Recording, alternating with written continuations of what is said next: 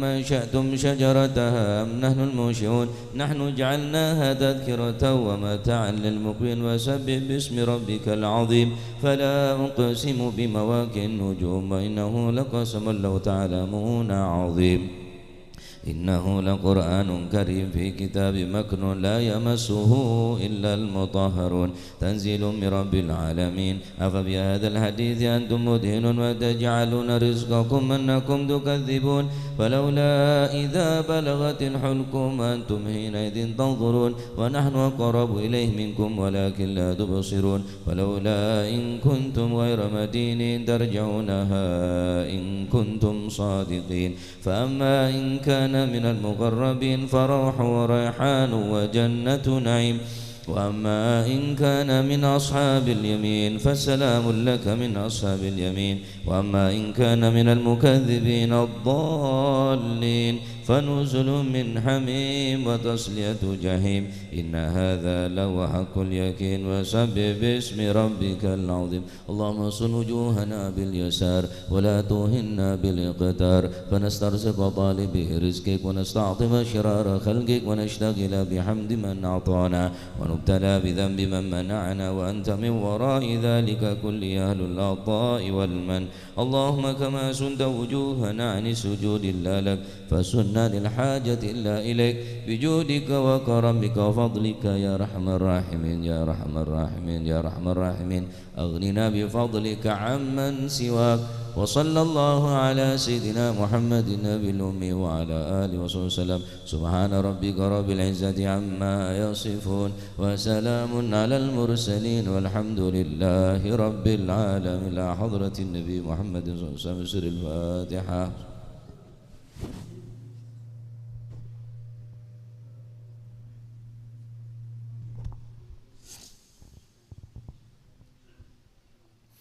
الفاتحة لمن وأسلف الصالحون وعلى من والحبيب علي الهبشي أن الله يغفر ذنوبنا ويستر عيوبنا ويشفي أمراضنا ويقضي حاجتنا وحاجات المسلمين أجمعين أن الله يسر كل أمورنا أمور الدنيا والآخرة إلى حضرة النبي محمد صلى الله عليه وسلم سر الفاتحة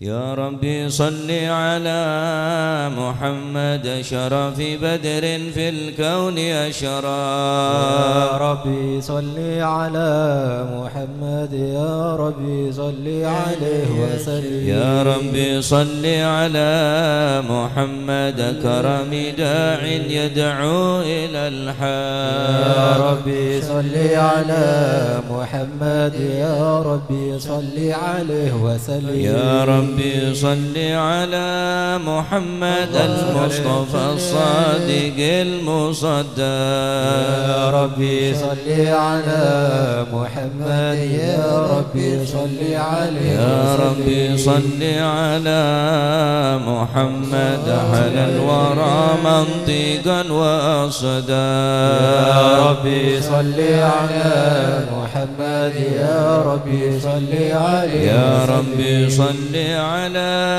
محمد أفضل من بالتقى تحقا يا ربي صل على محمد يا ربي صل عليه ربي صل على محمد من بالسخاء والوفاء تخلى يا ربي صل على محمد يا ربي صل عليه يا ربي صل على محمد واجمع من الشمل ما تفرق يا ربي صل على محمد يا ربي صل عليه يا ربي صل على محمد وصله وسهل ما قد تعوى يا ربي صل على محمد يا ربي صل عليه وسلم يا ربي صل على محمد وآله ومن بالنبي تعلى يا ربي صل على محمد يا ربي صل يا عليه ربي صل على محمد وآله ومن للحبيب يعشى يا ربي صل على محمد يا ربي صل على محمد ومن بحبل النبي توثى يا ربي صل على محمد يا ربي صل عليه يا ربي صل على محمد يا ربي صل عليه وسلم يا ربي صل على محمد يا ربي صل عليه وسلم اللهم صل وسلم وبارك عليه. أعوذ بالله من الشيطان الرجيم بسم الله الرحمن الرحيم إنا فتحنا لك فتحا مبينا يغفر الله ما تقدم من ذنبك وما تأخر ويتم نعمته عليك ويهديك صراطا مستقيما وينصرك الله نصرا عزيزا صلى الله عليكم رسول من أنفسكم عزيز عليه ما عنتم حريص عليكم بالمؤمنين رؤوف رحيم فإن تولوا فقل حسبي الله حسبي الله لا إله إلا هو عليه توكلت وهو رب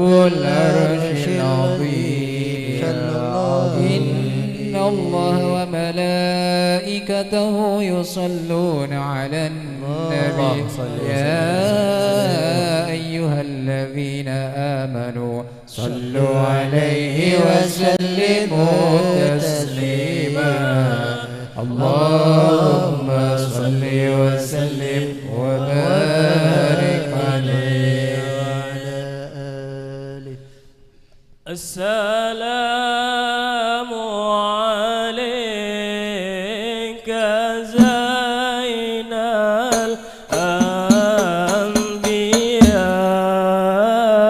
الأنبياء السلام عليك السلام عليك زين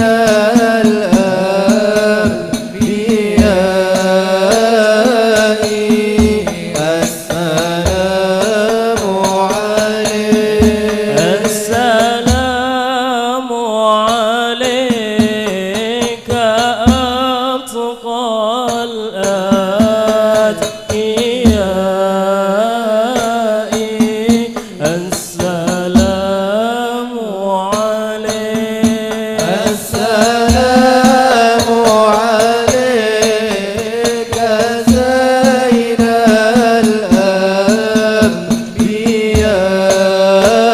الأنبياء السلام عليك السلام عليك أصفى الأصفياء السلام عليك السلام عليك زين الأنبياء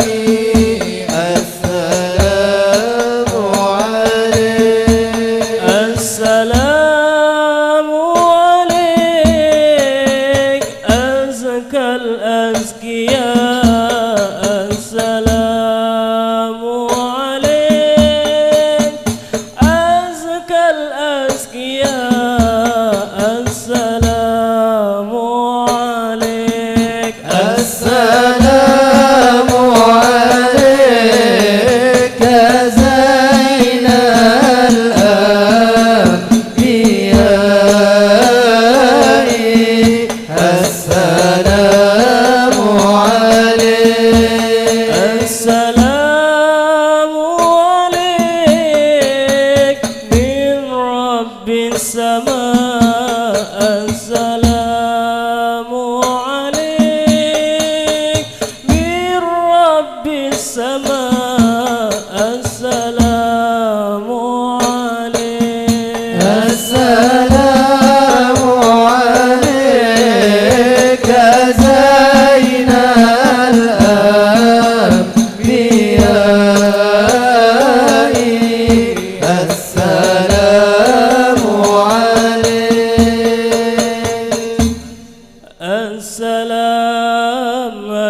السلام عليك زين الأنبياء السلام عليك أفضل الأتقياء السلام عليك زين الأنبياء السلام عليك أتقى الأتقياء السلام عليك دائم بلا انقضاء السلام عليك أحمد يا حبيبي السلام عليك الله يا طبيبي السلام عليك زين الأنبياء السلام عليك زين الأنبياء السلام عليك أتقى الأتقياء السلام عليك يا خير الأنام السلام عليك يا بدر التمام السلام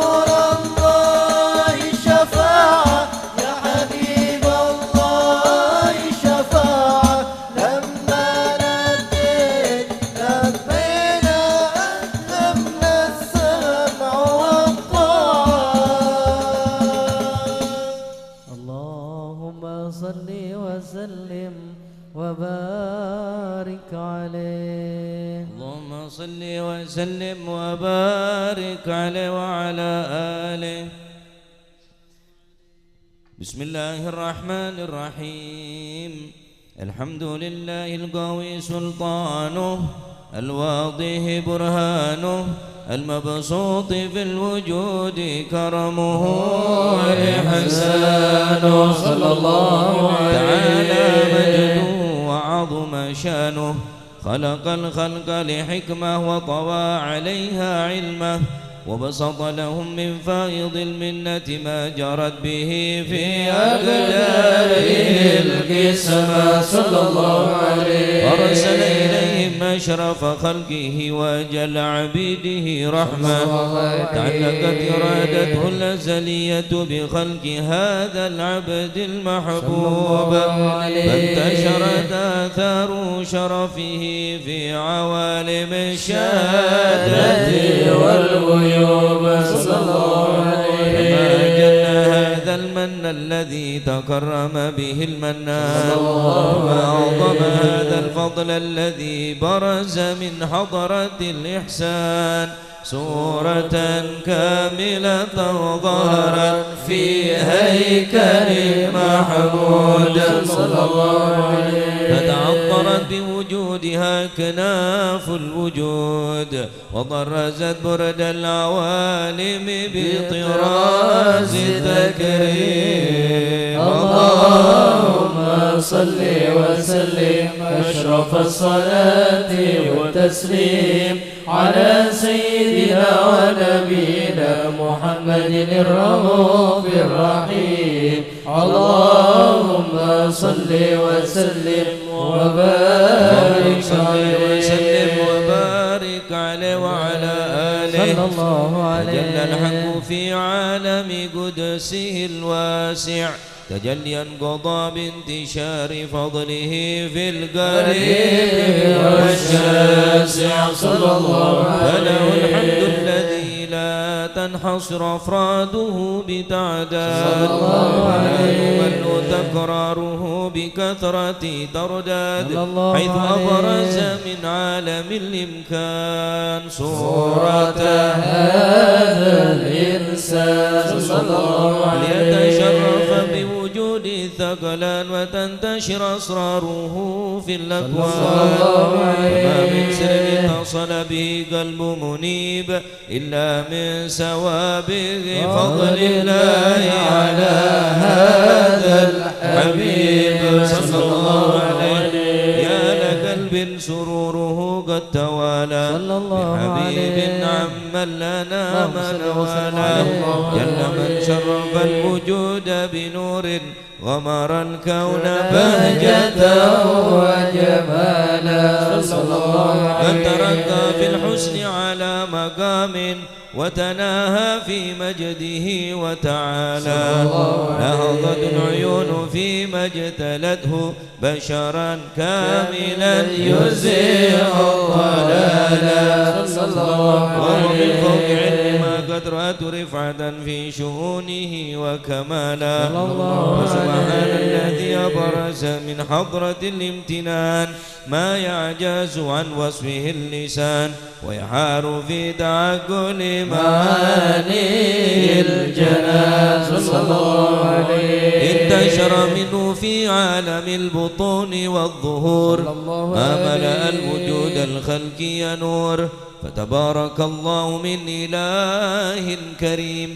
بشرتنا آياته في الذكر الحكيم ببشارة، لقد جاءكم رسول من أنفسكم عزيز عليه ما عنتم حريص عليكم بالمؤمنين رؤوف رحيم.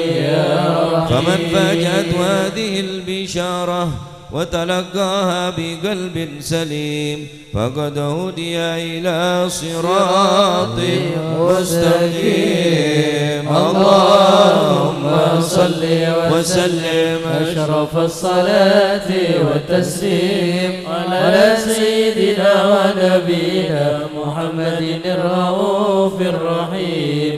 اللهم صل وسلم وبارك عليه اللهم صل وسلم وبارك عليه. صلى الله عليه. أشهد أن لا إله إلا الله وحده لا شريك له شهادة تعرف بها اللسان عما تضمنه الجنان من التصديق بها والإذعان. صلى الله عليه.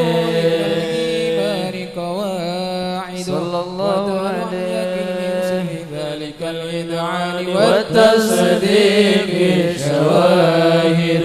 صلى الله عليه. سيدنا محمد العبد الصادق في قوله وفعله صلى الله عليه.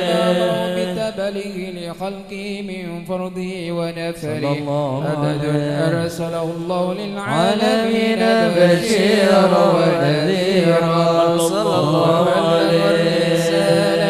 وأدى الأمانة وهدى الله من الأمة بشرا كثيرا. صلى الله عليه. المستبصرين سراجا وقمرا منيرا. صلى الله عليه. من منة تكرم الله بها على البشر وما من نعمة انتصر سرها في البحر والبر. صلى الله عليه. وسلم بأجل الصلوات وجمعها وأزكى التحيات ووسعها على هذا العبد الذي وفى بحق العبودية. صلى الله عليه. في حلة الكمال وقام بحق الربوبية في مواتن الخدمة لله وكمل عليه غاية الإكمال. صلى الله عليه. المصلي عليه به فينبث في قلب نور سر تعلقه به وهبه وينتبه بعناية الله في حسبه وعلى آله وصحبه الذين ارتقوا صوت المجد بقربه. صلى الله عليه. إلى أشرف العصر بوده وهبه ما أكثر الأكوان بنشر ذكراهم نسيم. اللهم صل وسلم أشرف الصلاة وتسليم على سيدنا نبينا محمد الرؤوف الرحيم. اللهم صل وسلم وبارك عليه. اللهم صل وسلم وبارك عليه وعلى آله. أما بعد فلما تألقت إرادة الله بالعلم القديم بظهور أسرار التخصيص للبشر الكريم بالتقديم والتكريم.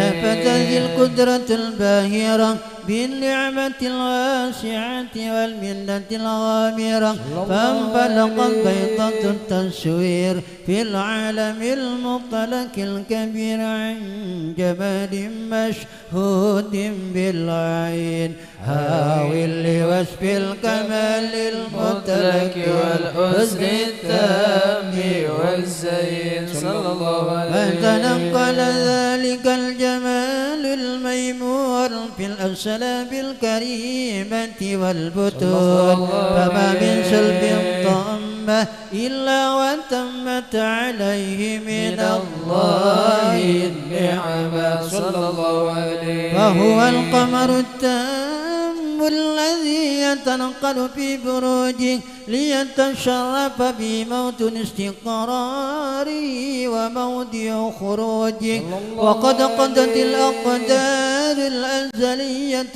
بمن قضت وأظهرت من سر هذا النور ما أظهرت وخصصت به من خصص.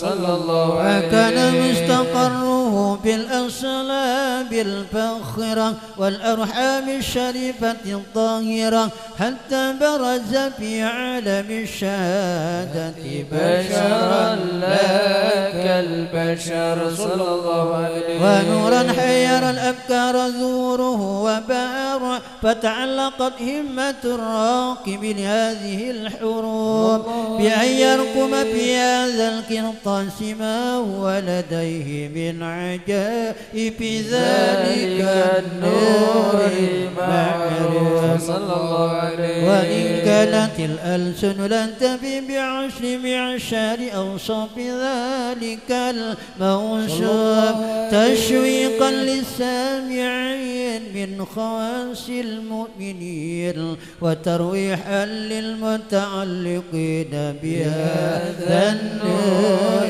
المبين صلى الله عليه وإلا فأن لا تعرب الأقلام عن شؤون خير الأنام ولكن هزل إلى تدبير ما هبت من أشرف المخلوقين وما أكرمه الله به في مولده من الفضل الذي عم العالمين صلى الله عليه وبقيت رايته في الكون منشورة على مر الأيام والشهور والسنين داعي التعلق بهذه الحضرة الكريمة ولا عج التشوق إلى سماع أوصافها العظيمة ولعل الله ينفع به المتكلم والسامع آمين فيدخلان بشفاعة هذا النبي الشافع آمين ويتروحان بروح ذلك النعيم اللهم صل وسلم أشرف الصلاة والتسليم على سيدنا ونبينا محمد الرؤوف الرحيم اللهم صل وسلم وبارك عليه الله الله يا الله الله الله يا الله الله الله يا الله والصلاة على خير الورى مصطفاهم خير الورى مصطفاهم الله الله يا الله الله الله يا الله الله الله يا الله والصلاة على خير الورى مصطفاهم بالورى مصطفاهم يرد الحق لأهل الحق واسلك معهم واسلك معهم في طريق التقى من حيث ساروا وراهم حيث ساروا وراهم الله الله يا الله الله الله يا الله الله الله يا الله والصلاة على خير الورى مصطفاهم الورى مصطفاهم والسعادة منوطة كلها باكتفاهم كلها باكتفاهم بخت من قد رآهم أو رأى من رآهم أو رأى من رآهم الله الله يا الله الله الله يا الله الله الله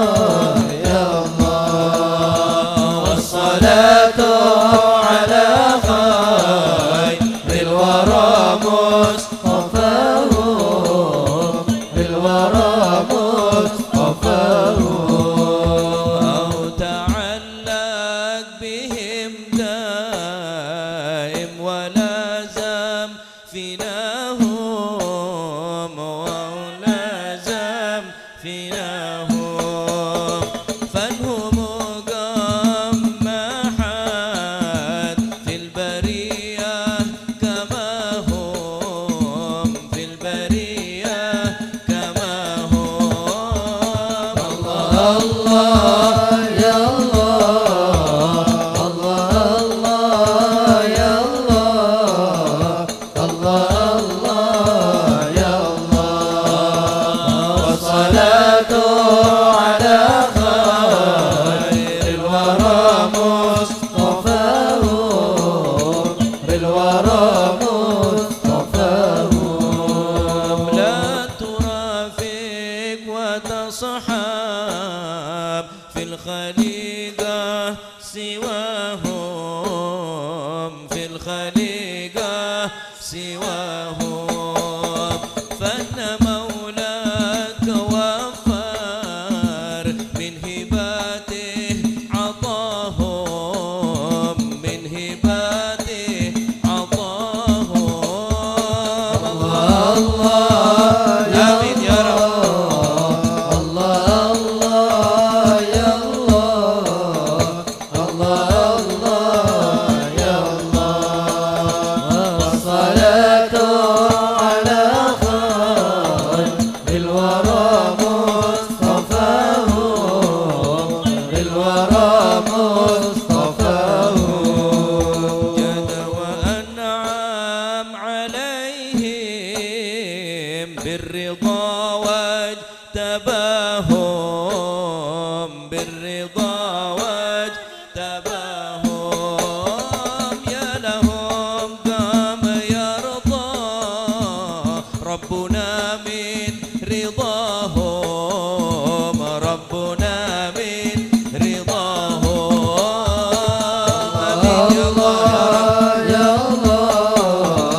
الله الله يا الله الله الله يا الله والصلاة على خير الورى مصطفاه بالورى مصطفاه دعاهم إلى ربه وشيد بناهم وشيد بناهم باتباعي وحبي حقق الله رجاهم حقق الله رجاهم الله يا الله الله الله يا الله الله الله يا الله والصلاة على خير الورى مصطفاه الورى مصطفاه يا هناهم بحب المصطفى يا هناهم مصطفى يا هناهم ربي بلغني آمالي بجاهه كما هم بجاهه كما هم الله يا الله الله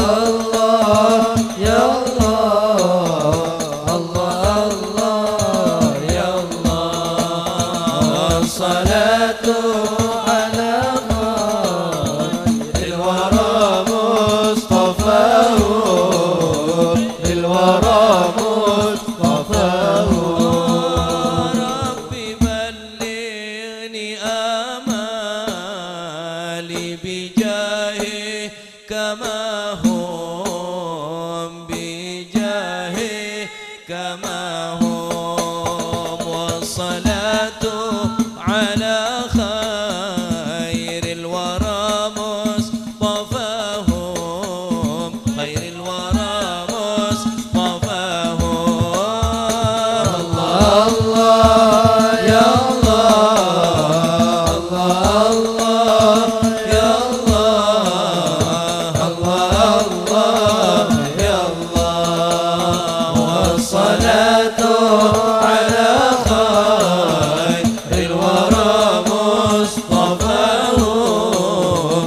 الورى مصطفاه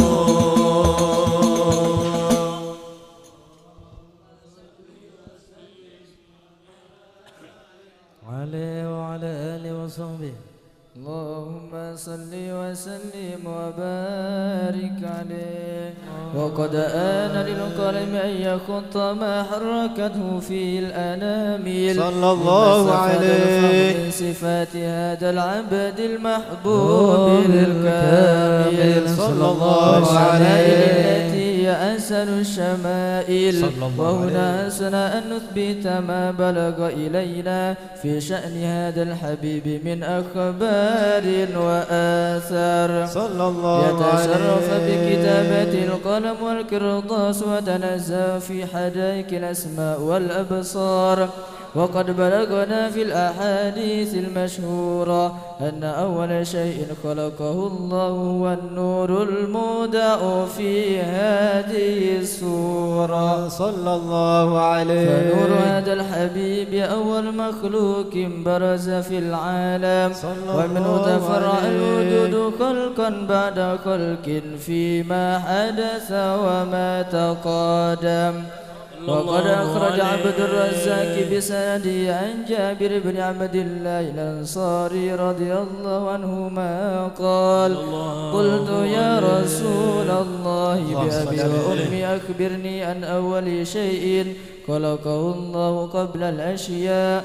قال: يا جابر إن الله خلق قبل الأشياء نور نبيك محمد صلى الله عليه وسلم من نوره صلى الله عليه. وقد ورد من حديث أبي هريرة رضي الله عنه أنه قال: قال رسول الله صلى الله عليه وسلم: كنت أول النبيين في الخلق وآخرهم في البعث صلى الله عليه. وقد تعددت الروايات بأنه أول الخلق وجودا وأشرفهم مولودا صلى الله عليه. كانت السعادة الأبدية لها ملاحظة خفية اختصت من شاءت من البرية بكمال الخصوصية صلى الله عليه. استودع هذا النور المبين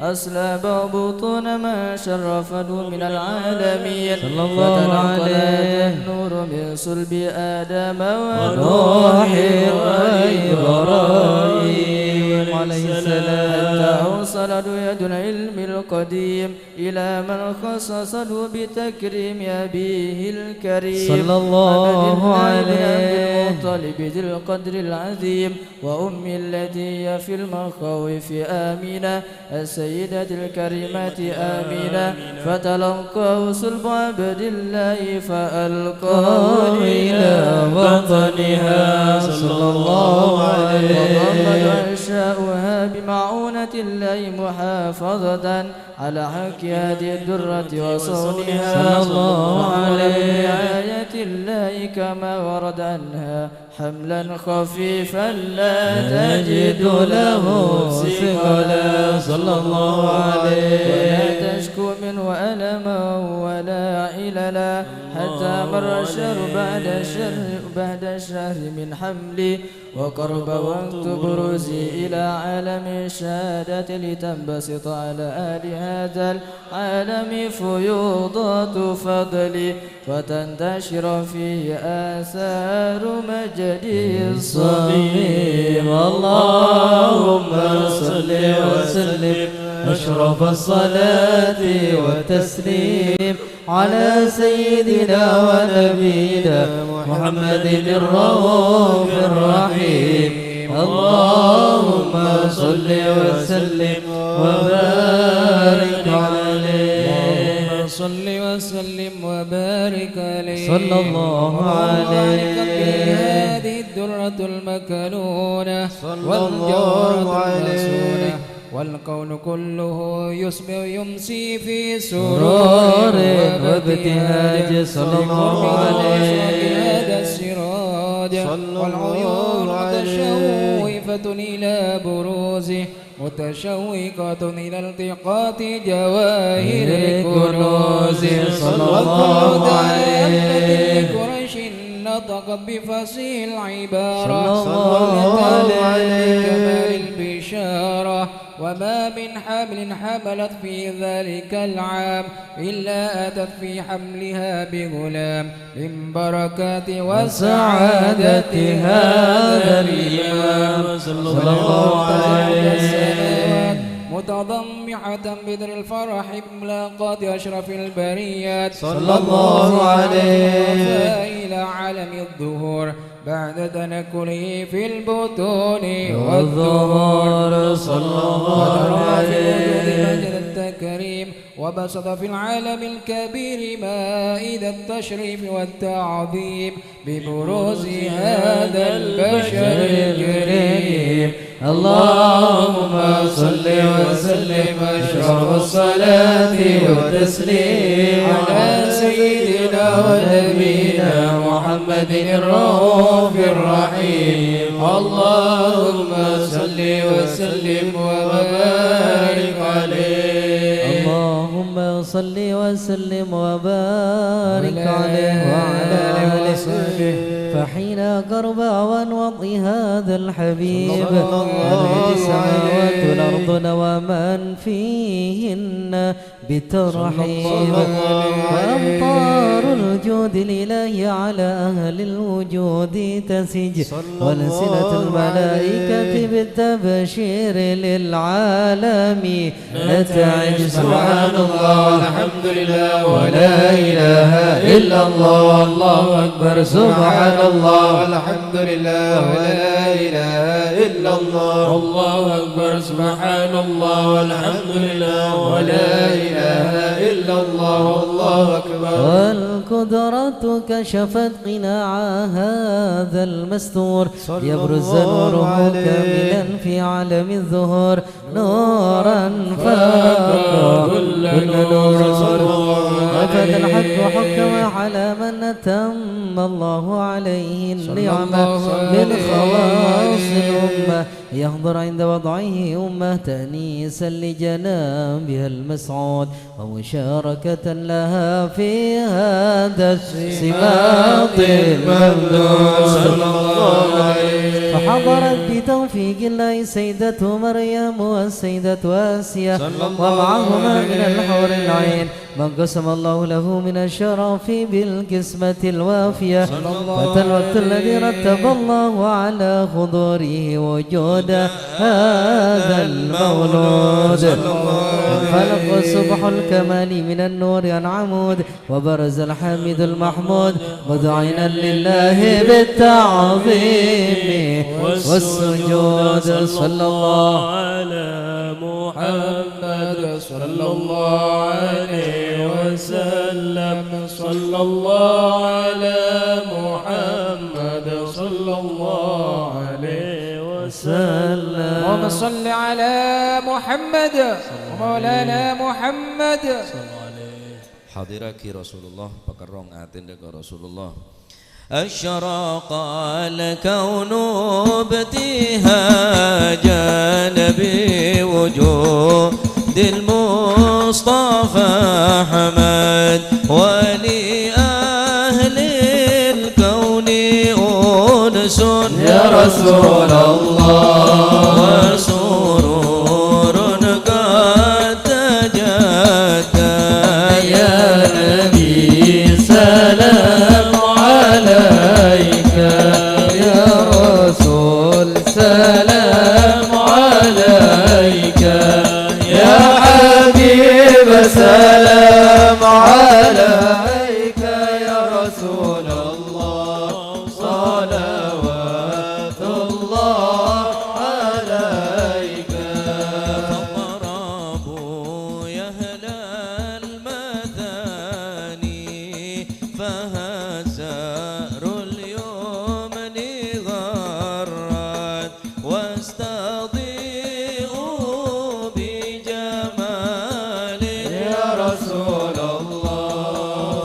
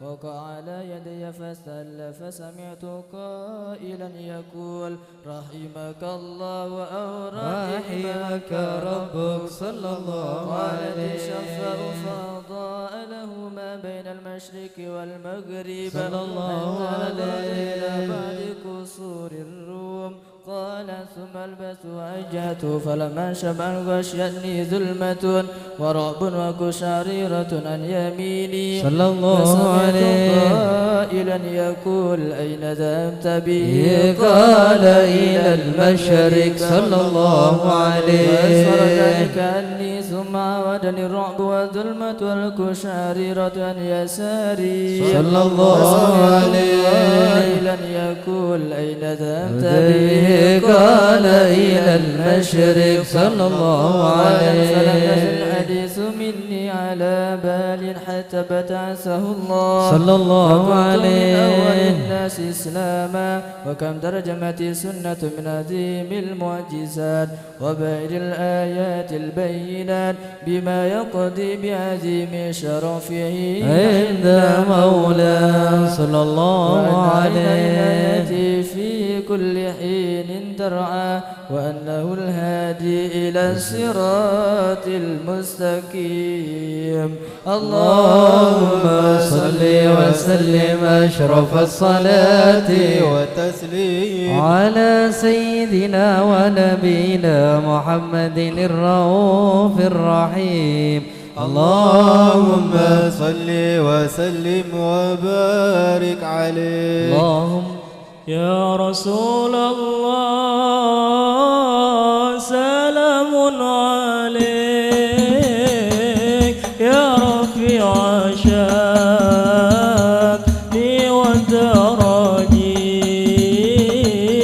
يا رسول الله سلام عليك يا رفيع شأني والتراجيم. يا رسول الله سلام عليك يا رفيع الشأن والتراجيم. يا رسول الله سلام عليك يا رفيع الشأن والتراجيم. كل بيت أنت سكينه ليس محتاجا إلى سروج ومريض أنت أعيده قد أتاه الله بالفرج. يا رسول الله سلام عليك يا رفيع الشأن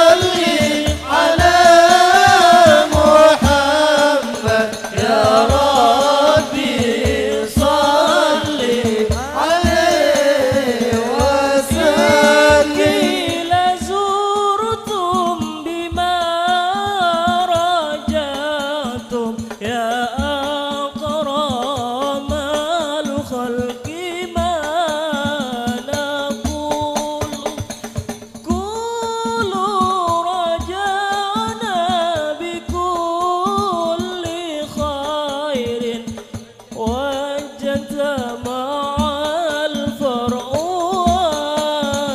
والأصول. اللهم صل على محمد يا ربي صل عليه وسلم. اللهم صل على محمد يا ربي صل عليه وسلم. لولاك يا زينة الوجود ما طاب عيشي ولا وجودي، ولا ترمنه في صلاتي ولا ركوع ولا سجود. اللهم صل على محمد يا ربي صل عليه وسلم. اللهم صل على محمد يا ربي صل عليه وسلم. قيل زرتم بما رجعتم يا أكرم الخلق ما نقول. كلوا رجعنا بكل خير واجتمع الفرع والأصول.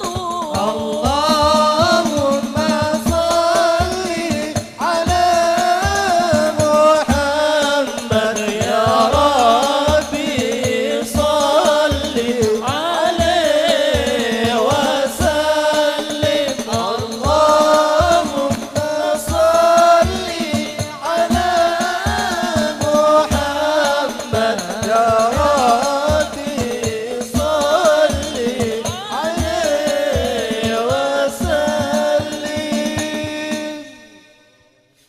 اللهم صل وسلم وبارك عليه وعلى آله.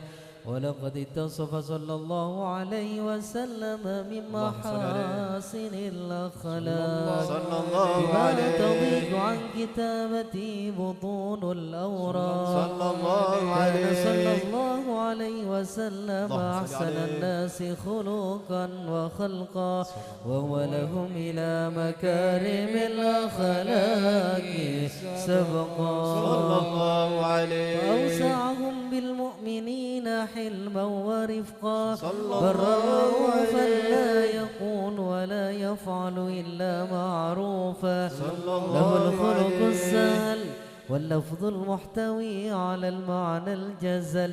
إذا دعاه المسكين أجابه إجابة معجلة. صلى الله عليه. وهو الأب الشفيق الرحيم باليتيم والأرملة، وله مع سهولة أخلاق الهيبة القوية التي ترتعد منها فرائس الأقوياء من البرية.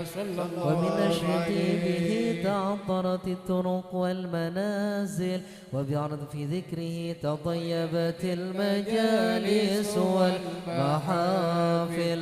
صلى الله عليه. فهو صلى الله عليه وسلم جامع الصفات الكمالية والمنفرد في خلقه وخلقه بأشرف خصوصية. فما من خلق في البرية محمود إلا وهو متلقى عن زين الوجود. أجملت في وصف الحبيب وشأنه وله العلا في مجده ومكانه وصف عز فتعالى مجدها أخذت على نجم السها بعنانه. وقد انبسط القلم في تدوير ما أفاده العلم من وقائع مولد النبي الكريم وحكاية ما أقرب الله بهذا العبد المقرب من التكريم والتعظيم والخلق العظيم. وصل مني أن أمسك عنة الأكلام في هذا المقام وأقرأ السلام على سيد الأنام. السلام عليك أيها النبي ورحمة الله وبركاته. السلام عليك أيها النبي ورحمة الله وبركاته. السلام عليك أيها النبي ورحمة الله وبركاته. وبذلك يحسن الختم كما يحسن التقديم فعليه أفضل الصلاة والتسليم. اللهم صل وسلم أشرف الصلاة والتسليم على سيدنا ونبينا محمد الرؤوف الرحيم. اللهم صل وسلم وبارك عليه. بسم الله الرحمن الرحيم. اللهم صل وسلم على سيدنا محمد في الأولين وصل وسلم على سيدنا محمد في الآخرين وصل وسلم على سيدنا محمد في كل وقت وحين وصل وسلم على سيدنا محمد وعلى آله وصحبه أجمعين. ولما نظم الفكر من دار الأوصاف المحمدية عقودا توجهت إلى الله متوسلا بسيدي وحبيبي محمد صلى الله عليه وسلم أن يجعل سعي فيه مشكورا وفعلي فيه محمودا وأن يكتب عملي في الأعمال المقبولة وتوجهي في التواجهات الخالصة والصلات الموصولة. اللهم يا من إليه تتوجه الآمال فتعوذ ظافرة وعلى باب عزته تحت الرحال فتغشاها منه الفيوضات الغامرة. نتوجه إليك بأشرف الوسائل لديك سيد المرسلين عبدك الصادق الأمين سيدنا محمد الذي عمت رسالته العالمين. أن تصلي وتسلم على تلك الذات الكاملة مستودع أمانتك وحفيظ سرك وحامل راية دعوتك الشاملة الأب الأكبر المحبوب لك والمخصص بالشرف الأفخار في كل موطن من مواطن القرب ومدار قاسم إمدادك في عبادك وساكك أرش إرشادك لأهل ودادك سيد الكونين وأشرف الثقلين العبد المحبوب الخالص المحسوس منك بأجل الخصائص.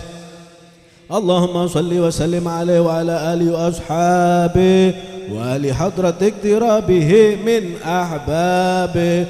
اللهم إنا نقدم إليك جهاد النبي الكريم ونتوسل إليك بشرف مقامه العظيم أن تلاحظنا في حركاتنا وسكناتنا بعين عنايتك وأن تحفظنا في جميع أطوارنا وتقلباتنا بجميل رعايتك وحسن وقايتك وأن تبلغنا من شرف القرب إليك وإلى هذا الحبيب غاية آمالنا وتتقبل منا ما تحرك فيه من نياتنا وأعمالنا وتجعلنا في حضرة هذا الحبيب من الحاضرين وفي طرائق اتباعه من السالكين ولحقك وحقه من المؤدين ولأهدك من الحافظين. اللهم إن لنا أدماء في رحمتك الخاصة فلا تحرمنا، ودنونا جميلة هي وسيلتنا إليك فلا تخيبنا. آمنا بك وبرسولك وما جاء به من الدين، وتوجهنا به إليك مستشفعين أن تقابل المذنب منا بالغفران والمسيء بالإحسان والسائل بما سأل والمؤمل بما أمل، وأن تجعلنا ممن نصر هذا الحبيب ووازر ووالاه وظاهر، وعم ببركاته وشريف وجهته أولادنا ووالدينا وأهل كترنا ووادينا وجميع المسلمين والمسلمات والمؤمنين والمؤمنات في جميع الجهات، وأدم راية الدين القيم في جميع أقطار منصورة، ومع الإسلام والإيمان بأهلها معمورة معنى وصورة، واكشف اللهم كربة المكروبين واقض دين المدينين واغفر للمذنبين وتقبل توبة التائبين، وانشر رحمتك على عبادك المؤمنين أجمعين، واكف شر المعتدين والظالمين، وابسط العدل بولاة الحق في جميع النواحي والأقطار، وأيدهم بتأييد من عندك ونصر على المعاندين من المنافقين والكفار، واجعلنا يا رب في الحسن الحسين من جميع البلايا، واجعلنا يا رب في الحسن الحسين من جميع البلايا، واجعلنا يا رب في الحسن الحسين من جميع البلايا، وفي الحرز المكين من الذنوب والخطايا، وأدمنا في العمل بطاعتك والصدق في خدمتك قائمين، وإذا توفيتنا فتوفنا مسلمين مؤمنين، واختم لنا منك بخير أجمعين، وصل وسلم على هذا الحبيب المحبوب للأجسام والأرواح والقلوب، وعلى آله وصحبه ومن إليه منسوب، وآخر دعوانا أن الحمد لله رب العالمين. سبحان ربك رب العزة عما يصفون وسلام على المرسلين والحمد لله رب العالمين. بسر الفاتحة.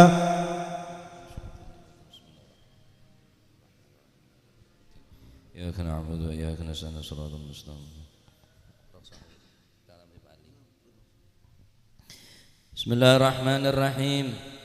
رضي الله عنكم وقال رضي الله عن إلى أن قال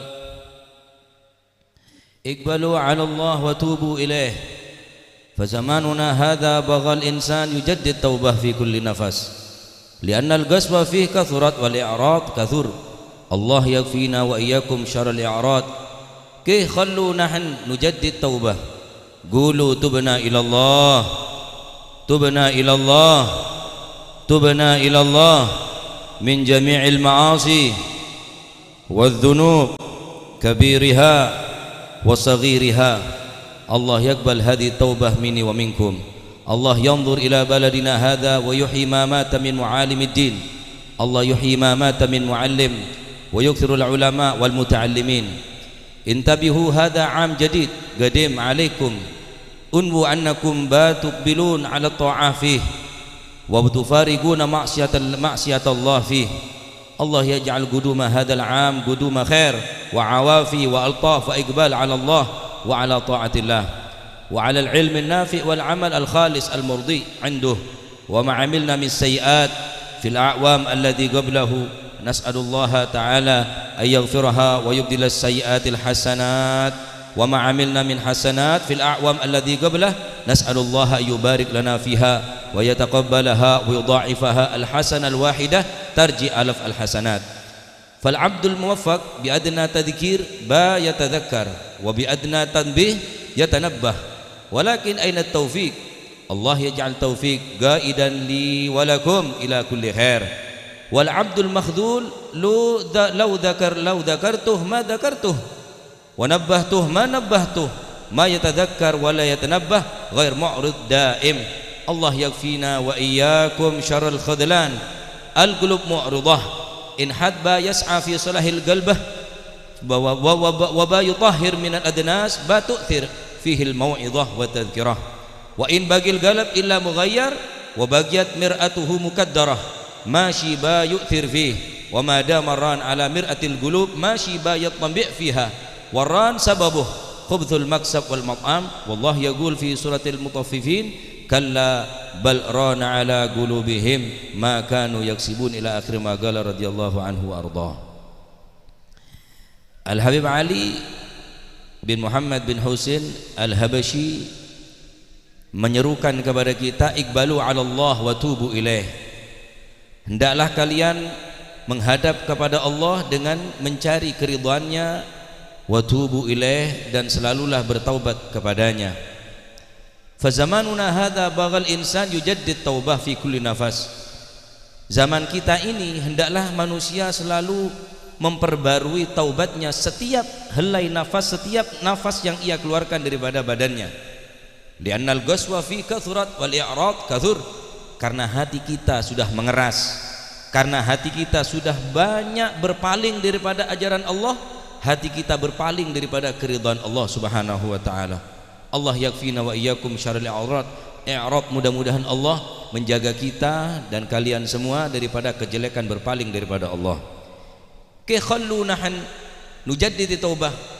Bagaimana kita tidak mau memperbarui taubat kita, sedangkan Nabi sallallahu alaihi wasallam di dalam hadisnya beliau mengatakan, wallahi inni la astaghfirullah wa atubu ilaihi fil yaumi wal lailati akthar min 70 marratan wa fi riwayatin 100 marrah. Demi Allah, aku bertaubat dan meminta maaf kepada Allah di setiap hariku, setiap hari, setiap harinya tidak kurang daripada 70 kali baginda Nabi sallallahu alaihi wasallam memohon ampun dan bertaubat kepada Allah. Bahkan dalam riwayat 100 marrah, 100 kali dalam sehari semalam Rasulullah bertaubat kepada Allah Subhanahu wa taala. Pertanyaan besar bagi kita, dosa apakah yang pernah dilakukan oleh Nabi? Maksiat apakah yang pernah dilakukan oleh Nabi? Andai kata Nabi mau melakukan kemaksiatan satu kali saja, maka niscaya Allah Subhanahu wa taala telah berfirman di dalam Al-Qur'an, inna fatahna laka fatham mubina liyaghfira lakallahu ma taqaddama min dzambika wa ma ta'akhkhar.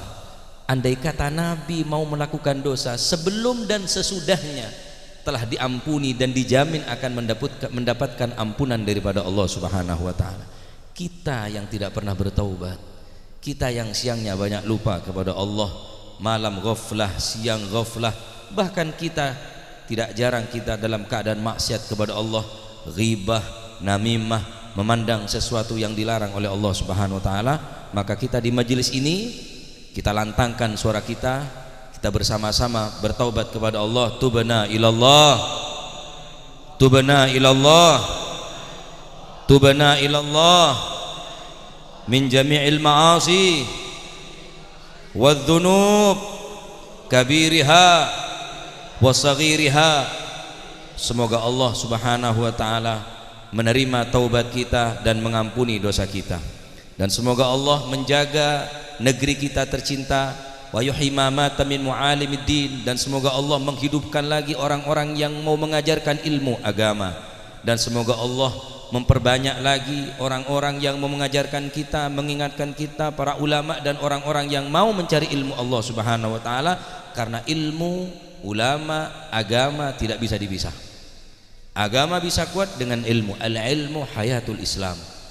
Ilmu jelas daripada ulama, Tidak mungkin kita akan mengetahui tentang ilmu kecuali ilmu tersebut disampaikan oleh para ulama, ulama daripada ulama, ulama daripada ulama, sehingga bersumber ilmu tadi itu daripada Rasulullah sallallahu alaihi wasallam.